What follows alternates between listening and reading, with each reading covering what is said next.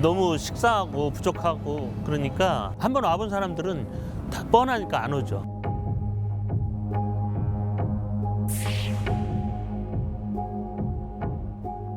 지역 주민의 혈세만 많이 낭비된 이제 효과를 초래하죠.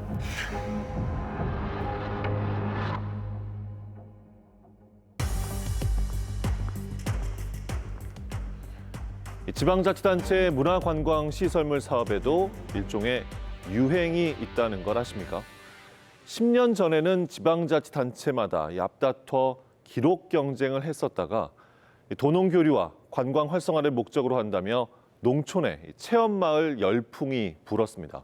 최근에는 출렁다리가 유행하며 전국 지자체가 출렁다리 짓기에 한창인데 지난해 말 기준 전국에 무려 200여 개가 있고 충남에도 4곳의 출렁다리가 있습니다. 그렇다면 이렇게 생겨난 시설물들이 과연 제대로 운영이 되고 있는지 이럴수 이슈에서 살펴봤습니다. 길이 214m, 폭 13.3m의 영상 스크린에서 펼쳐지는 대전 스카이로드 영상쇼는 2013년 대전시가 160억 원을 투자해 조성한 스카이로드는 대전 은흥정이 거리에 있는 아치형 지붕의 LED 영상 시설입니다. 당시 대전시는 스카이로드를 대대적으로 홍보하며 관광객을 모으고 지역 경제와 원도심 활성화에 기여할 것이라는 장밋빛 청사진을 제시했습니다. 대전시의 기대대로 과연 잘 운영되고 있을까요? 10년이 지난 지금 스카이로드는 기대 효과는 고사하고 구조물이 하늘을 가리고 있어서 시각적으로 답답한 데다 노후화로 인한 안전 문제까지 우려되면서 지역의 대표적인 애물단지로 평가받고 있습니다.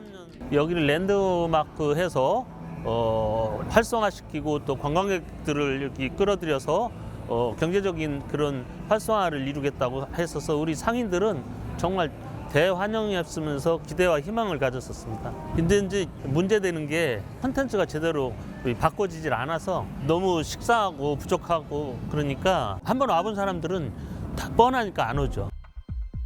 최근 첨단 기술의 미디어 아트가 쏟아지는 상황에서 스카이로드의 철진한 평면적인 영상은 시민들에게 어떤 관심도 받지 못하고 있습니다. 시설을 처음 만들 때부터 저뿐만 아니라 반대 의견이 굉장히 많았었죠. 반대 의견이 많았음에도 불구하고 여하튼 건립을 했고요. 그것이 원도심 활성화에 엄청난 영향을 미칠 거라고 기대를 하진 않았죠. 기대를 했다라면 반대를 하지 않았겠죠. 비교적 최근에 다양한 그 기술 발전으로 인해서 미디어 아트 영역이 과거에 제한적이었던 거에 비해서 훨씬 더 활성화되어 있고 다양하게 이루어지고 있는 실정이거든요. 대전시는 지난해 말 다양한 평가를 바탕으로 시설 존폐를 논의한 끝에 결국 철거가 아닌 리뉴얼을 결정했는데요. 다양한 방법이 도출됐지만 실효성에 대한 회의감이 큰 가운데 매해 10억 원가량의 유지 보수비에 또다시 예산이 투입돼야 합니다. 콘텐츠 부분을 좀 이제 보충을 보완을 하고 LED 부분은 이제 한꺼번에 저희가 이제 수선을 하려면은 100억이 넘게 들거든요. 네, 그래가지고 단계적으로 조금씩 수선하고 여러 가지로 저희가 안을 해가지고 저희가 이제 방침을 받아서 추진하는 계획이에요. 지난 10년간 대전의 애물단지, 혈세 먹는 하마라는 오명이 끊이지 않았던 대전 스카이로드. 단순히 거대한 시설물 설치로 관광객을 유치하고 원도심 활성화를 꾀하겠다는 대전시의 계획은 무엇이 문제였을까요?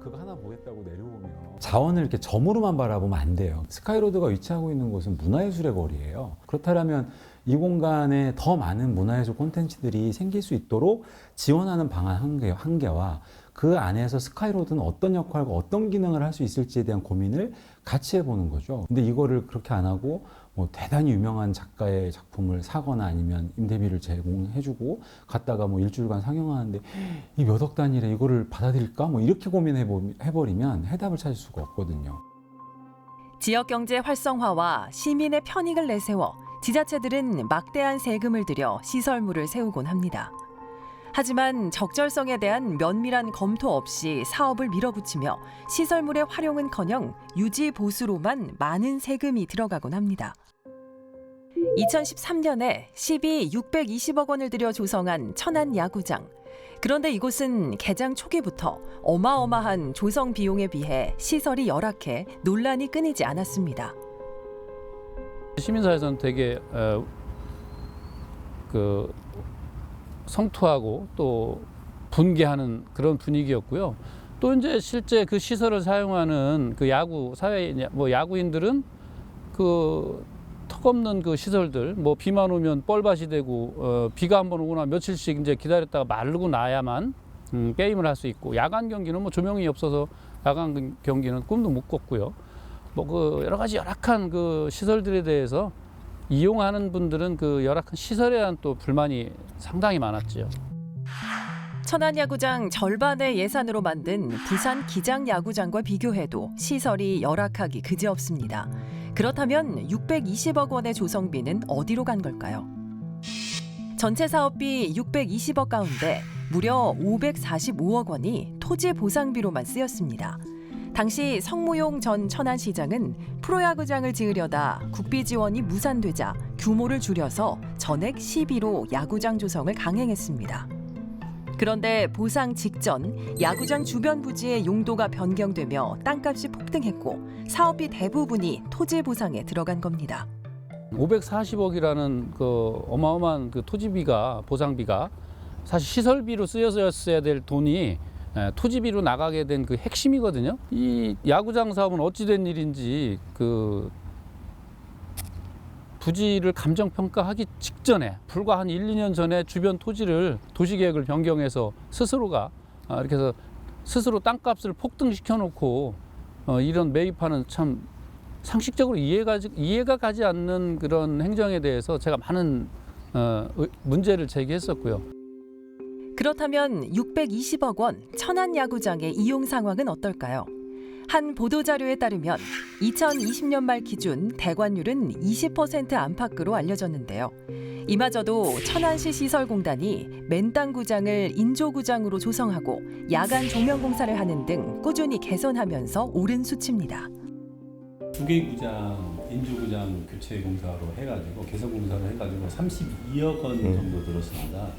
그리고 이제 야간 조명 공사로 해가지고 11억 원 들었고요. 그다음에 이번에 이제 B구장 개선 공사로 예산이 지금 23억 원 예정되어 있습니다. 하지만 남은 맨땅 구장들을 잔디로 바꾸고 시설을 개선하는데 얼마나 더 많은 세금이 쓰일지는 알 수가 없습니다. 자치단체장 또는 정치인들이 공약을 내걸고 비용 대비 편익이라는 사업 타당성을 충분히 검토하지 않고 무리하게 추진했기 때문에 이런 문제가 발생을 했고요. 이걸 어떻게 유지관리할 것인지 또 어떻게 활성화할 것인지에 대한 장기적인 안목을 가지고 정책을 만들어내고 발굴하고 추진을 했었어야 되는데 그러지 못했기 때문에 지금 천안 야구장과 같은 실패 사례가 만들어졌다라고 저는 생각이 들거든요. 지자체가 시민의 세금을 들여 문화체육 관광 시설물을 조성하면서 적합성과 타당성을 면밀하게 살피지 않았기 때문에 벌어진 일입니다. 그 재정 자립도가 나쁜 지방자치단체가 너무 성급하게 이거 만들어 놓으면 쉽게 얘기하면 마케팅을 역으로 하는 거죠. 만들어 놓으면 수요자가 몰릴 것이다. 아니죠. 그 자기 임기 내에 뭔가를 빨리 해야 된다는 그 조급함, 치적. 그러니까 정확하게 얘기하면 객관 타당성을 잃어버리면 그건 100% 흉물이 돼버리는 거죠. 아까도 강조한 것처럼 치적으로만 생각한다는 거는 그거는 좀 위험하죠. 지역의 공공시설물이 경제발전이라는 명분 아래 단체장의 치적을 위해 졸속으로 지어지기도 하는데요. 이는 운영에서도 미흡함을 드러내며 세금은 물론 행정력까지 낭비하게 만듭니다.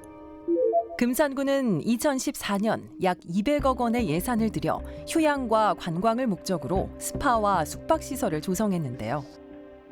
박동철 전 금산군수는 당시 개관식에서 힐링 문화를 선도하는 중심지로 세계적인 건강 트렌드를 아우르는 휴양형 관광의 명소로 만들겠다고 밝혔습니다. 개관 9년이 지난 지금 이곳은 어떻게 운영되고 있을까요? 객실로 쓰이던 방들은 굳게 닫혀 있고 지하의 대형 온천탕은 오랫동안 사용하지 않은 흔적이 역력합니다. 금산군은 2014년 사업자를 선정해 위탁 운영을 맡겼지만 사업자의 부실 운영으로 결국 2018년 문을 닫게 됐습니다. 저희들이 그래서 이제 운영을 했었어요. 당초에는 처음에 운영을 하다가 이제 저희들이 여기 같은 경우는 이제 이탁을 줬어요. 사용수익허가라고 해서 이제 군에서 이거 가지고 이제 건물을 가지고 이제 스파 운영하고 호텔 운영하고 밑에 있는 뭐 식당이나 이런 데 운영해서 이제 저희들이 사용료를 받고 이제 임대 형식으로 이렇게 해서 줬었는데 이게 이제 임대를 줬으면 임대료를 내야 되는데 임대료를 주지 않아서 저희들이 이제 소송까지 가서 소송을 한 경우죠. 금산군과 수탁 사업자는 2018년부터 20년까지 건물 명도 소송을 벌였습니다. 금산군이 최종 승소했지만 임대료는 정산받지 못했는데요. 현재 이곳은 군청의 일부 행정부서가 입주해 사무실로 사용하고 있습니다. 금산군은 새로운 활용 방안을 모색해 재개관하겠다고 밝혔지만 지역 관광을 활성화하겠다는 군의 말을 믿으며 기다려왔던 시민들의 반응은 차갑습니다. 그러니까 우리가 낸 세금이 저렇게 이제 좋은 곳에 쓰여지면 좋은데 제대로 안 쓰여지고 그러니까 좀 속상해요. 금액이 200이 너무 많이 들어갔다는데 안 하고 있어서 너무 속상해요. 그걸 잘 활용하면은 사람도 많이 오실 것 같은데 좀 군수님이 좀 신경을 더 쓰셔야 될 것 같아요. 문화 관광 자원을 활용해 미래 먹거리를 만드는 일은 지역민의 염원이자 지자체의 수건 사업입니다. 그래서 지자체들은 거액의 세금을 들여 문화 관광 시설물을 조성하는데요. 하지만 한 번 세워지면 철거가 어렵고 유지 보수비로 또다시 혈세가 투입됩니다. 금산군은 최근에도 사업비 58억 원을 들여 월영산에 출렁다리를 건설했습니다. 개통 이후 63만 명이 방문했지만 급하게 지으면서 주변에 연계 관광 자원이 없는 것이 한계로 지적되고 있습니다. 그래서 이 아름다운 금강의 상류를 어떻게 발전시킬 수 있을까 고심했던 끝에 출렁다리를 만들게 되었습니다. 출렁다리를 기점으로 해서 새로운 관광시설이 좀 점점 넓혀 나갈 수 있도록 준비를 하고 있습니다. 국토부에 따르면 2022년 기준 전국의 출렁다리는 모두 208개, 이 중 충남에는 4개가 있는데요. 청양 천장호, 예산 예당호, 논산 탑정호에 이어 금산에 출렁다리가 있습니다. 지금 경쟁이 붙은 거죠. 뭐 10년 사이에 한 서너 배를 많이 생겼습니다. 하여튼 그래서 잘 아시는 것처럼 216m 그 천정호가 이제 청양에 생겼죠. 그러다가 3년인가 2019년에 그 예산의 예당호에서 402m, 그 다음에 논산이 탑정호가 이제 507m. 그러니까 이런 소모성 경쟁은 뭐 좋은 것 같지는 않고요. 이게 국민의 지역 주민의 혈세만 많이 낭비되는 이제 효과를 초래하죠. 그러니까 뭐 당연히 예산 낭비라고 할 수 있는데 그거를 그 중앙정부 연구기관에서 조사를 한번 해봤어요. 이게 실제적으로 통계적으로 7년 정도 되면은 더 안 옵니다. 그러니까 최초 수준으로. 그러니까 생명력 유통기한이 7년 정도밖에 안 된다는 거죠. 실제 충남 지역의 출렁다리 관광객 현황을 보면 청양은 62만에서 2019년에 49만, 2022년에 20만여 명으로 줄었고 예산은 개통 당시 299만 명에 달했다가 지난해 103만여 명으로 절반 이상 줄었습니다.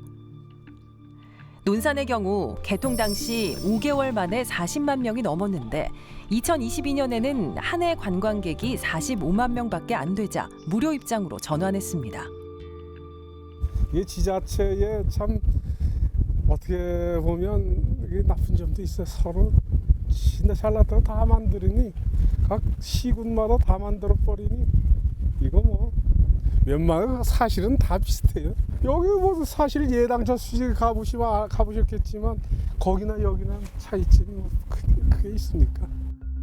이런 흐름을 반영하듯 한국관광공사의 최근 조사에 따르면 충남 인기 관광지 100위에서 예당호 출렁다리는 17위, 탑정호 출렁다리는 57위, 천장호 출렁다리는 70위에 머물렀습니다.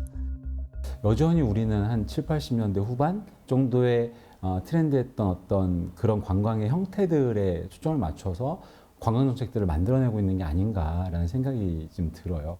예전에는 뭐 크고 멋진 곳, 그리고 뭐 눈에 보이는 어마어마한 것들에 관심을 가졌다면 최근에는 사유를 동반할 수 있는 뭔가 좀 느낄 수 있는 때로는 몸과 마음을 쉬거나 뭐 이렇게 할 수 있는 것들을 좀 찾는데 아직도 너무 과거에 머물러 있는 게 아닐까 정책 방향의 기조가 그런 생각이 좀 듭니다. 지역의 문화 관광 시설물이 애물단지로 전락하지 않기 위해 가장 중요한 요소가 있습니다. 특히 코로나 이후에 지금 살아남은 관광지 이런 데 보면은 지역 주민에 의한 지역 주민이 주도가 되는 그런 관광지 또는 중간 지역 조직이 있는 관광 지역은 상당히 생존했습니다. 또 하나 방문객들의 희망 조건이 있어요. 방문객들이 뭐를 원하는지를 알아야 됩니다. 단순히 우리 지역이 최고라고 우물 안에 갇힌 것처럼 주관적으로 판단해서 상품을 내놓으면 절대 팔리지 않고 아니면 1, 2회성으로 끝나거든요. 우후죽순 생기는 똑같은 관광 시설들, 단체장의 치적 쌓기로 전락한 문화체육시설들. 그 실패의 책임은 오롯이 시민의 몫으로 돌아오게 됩니다. 시민의 혈세가 투입되는 만큼 이제는 지자체의 신중한 고민이 필요합니다. 더 크게, 더 길게, 더 거대하게 경쟁이라도 하듯 더 긴 출렁다리가 들어서고 매해 기록이 경신되고 있습니다. 지자체들은 개통 당시에 오간 관광객 수를 들며 저마다 호평을 내놓는데요. 전문가들은 지자체가 홍보하는 출렁다리의 관광 효과는 깜짝 개장 효과일 뿐이라고 지적하고 있습니다. 지자체의 공공시설물은 한번 지어 놓으면 철거가 어렵습니다. 그래서 시간이 지날수록 유지 보수비를 포함한 운영비를 모두 세금으로 감당해야 하는 것이죠. 시민의 막대한 세금이 투입되는 지자체 시설물들, 건립의 목적과 타당성, 그리고 지속 가능성을 따져 신중하게 접근해야 할 것입니다.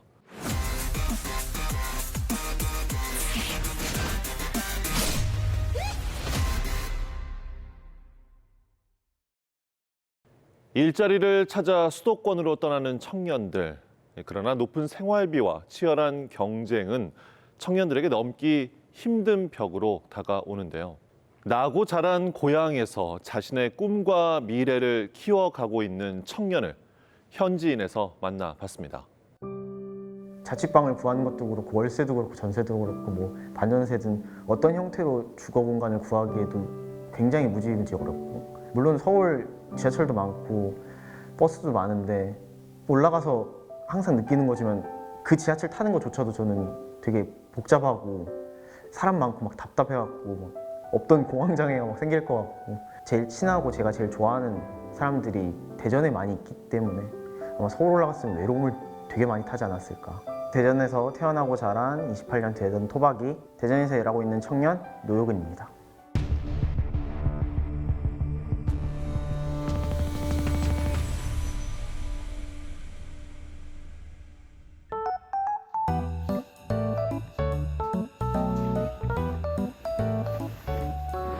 출근 시간이 좀 여유롭기 때문에 저는 항상 이 시간쯤에 이제 버스를 타고 출근을 하고 있습니다.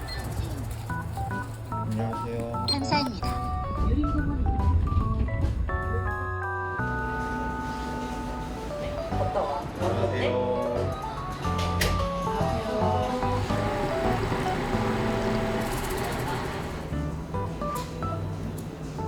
개인 사정에 따라서 일찍 출근할 수도 있고 좀 늦게 퇴근할 수도 있고 업무 툴인데, 여기다 그냥 몇 시에 출근하겠다, 뭐 몇 시에 퇴근하겠다 정도만 이제 해주면은 그날 이제 회사 일정 스케줄 따라서 변동이나 뭐 지장이 없으면은 다들 그런 식으로 앞뒷단으로 뭐 한두 시간씩 일찍 출근하고 일찍 퇴근합니다. 회사 다닌 지도 한 이제 3년 정도 됐으니까 이게 훨씬 더 효율적이고 적응이 더 된 것 같아요. 저희 회사 동료분들 소개해드리도록 하겠습니다. 저희 동료 SI팀 인사해주세요. 하이. 주요 업무를 하고 계시는 우리 운영팀 분들 인사해주세요. 안녕. 이쪽 담당 하시는 우리 디자인팀 심기에서 지금 사진 찍고 계시고, 잠깐만 인사만 해주실래요? 네. 우리 기획팀.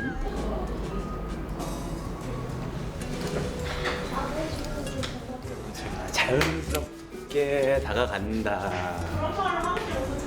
나 어차피 저기 다 안 나올 거야. 저희 멋진 비숑 대표님이십니다. 비숑 18세. 비숑 18세. 너무 이렇게만. 대학교가 많잖아요. 그 카이스트랑 뭐 충대뿐만 아니라 한밭대, 한남대 대학교가 제일 많은 그 지역으로 알고 있는데 어쨌든 중요한 거는 사람이더라고요. 그래서 좋은 사람들을 찾는 거를 첫 번째 목표로 했었고 좋은 어떤 분위기 또 그다음에 좋은 어떤 그런 환경을 마련해주면 이 MZ 세대들의 이 친구들이 자기 역량을 더 이렇게 발휘하는 것 같더라고요. 저는 사실 그래서 그런 공간을 그다음에 그런 기회를 이렇게 제공한 것 뿐이고 일단 서울에 가서 하면은 제가 하고 싶은 거를 하는 게 아니라 이제 어떤 사람이 다른 사람이 진행하는 프로젝트를 제가 그냥 따라서 코딩만 하고 그럴 텐데 여기서는 제가 하고 싶은 거를 진짜 지원을 해주거든요. 지원을 너네 해보고 싶은 거 해봐라. 그래서 여기서 그 꿈을 부분적으로나마 이루고 있거든요. 정말 재밌게 회사를 다니고 있어요. 말처럼 역사에 대해서 간단하게 소개를 하고 이제 그 이유를 찾기 위해서 유성으로 이제 주변을 돌아보는 그런 식으로. 서울에 못 간 게 50%, 안 간 게 50%라고 얘기할 수 있겠는데요. 저보다 워낙 뛰어난 실력자들이 많아서 서울까지 올라가서 제 실력으로 그들한테 맞서 싸우기에는 좀 어렵다고 생각해서 못 간 부분이 50% 정도 있고 안 간 거는 제가 지금 28년 동안 거의 대전에만 있다 보니까 익숙한 환경이 편하기도 하고 놀러 가거나 이럴 때 서울을 가보면 너무 복잡한 환경과 사람들에 치여 살고 더 높은 물가와 구하기 어려운 집과 교통 이런 것 때문에 대전에 남은 이유가 있습니다. 술 마시니까 돌아다니고 오시니까 전 점심에 이렇게 먹습니다. 80%의 확률로 무조건 튈 것 같은데. 문제 아니야? 안 먹어.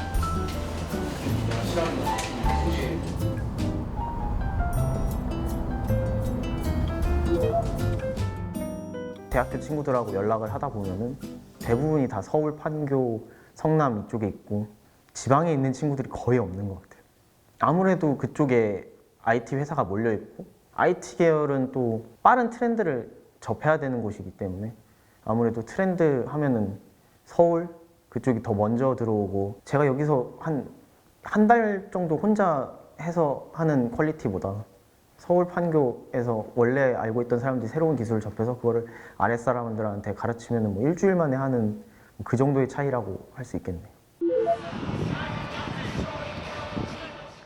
회의하고 코딩하고 이제 거기는 이제 사수들이 있으니까 사수한테 검사 받고 다시 코딩하고 회의하고 6시 넘어서 8시, 9시 이렇게 퇴근하고 약간 일하는 기계?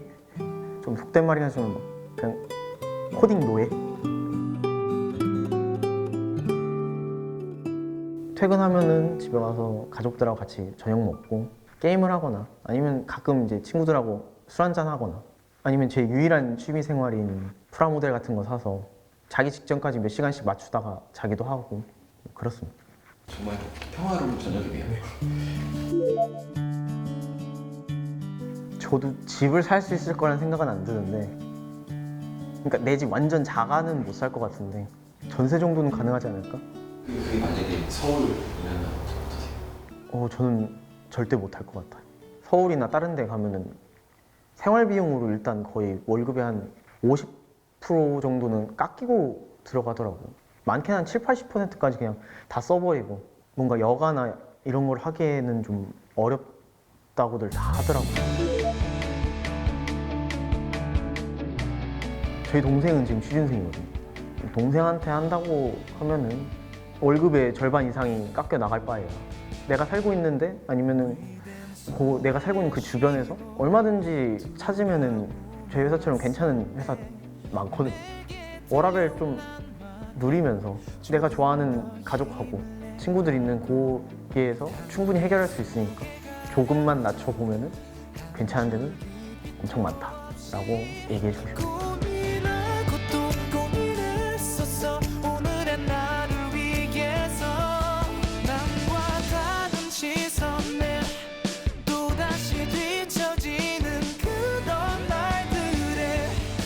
반대로 나를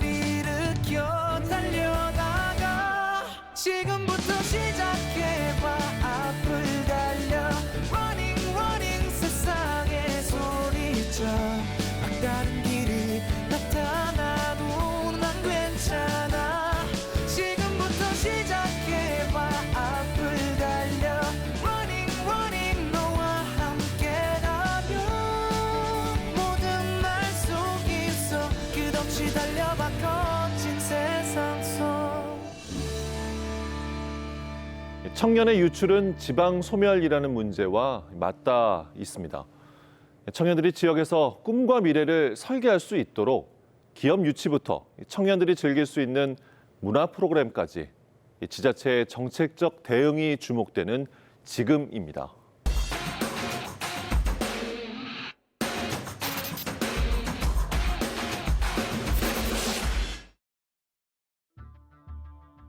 (160억) 원을 쓴 LED 스카이로드, 200억 원이 들어간 스파와 휴양 호텔, 600억 원이 넘는 생활체육 야구장. 이것들은 지역민들의 삶에 정말 필요한 것일까요? 정작 지역의 미래를 만들어 나아가야 할 청년들은 지역에서 5년, 10년 후를 꿈꾸지 못해 서울로 수도권으로 떠나고 있습니다. 연못의 물을 모두 퍼내 고기를 잡는다. 당장 눈앞에 떨어지는 관광, 경제 효과는 달콤한 유혹일지 모릅니다. 하지만 눈앞의 이익만을 추구하며 장래를 대비하지 못한다면 사람이 없는 썰렁한 지역에 거대한 혈세를 들인 공공시설물만이 덩그러니 남게 되는 것은 아닐까요? 시사인 대세남 여기서 마치겠습니다.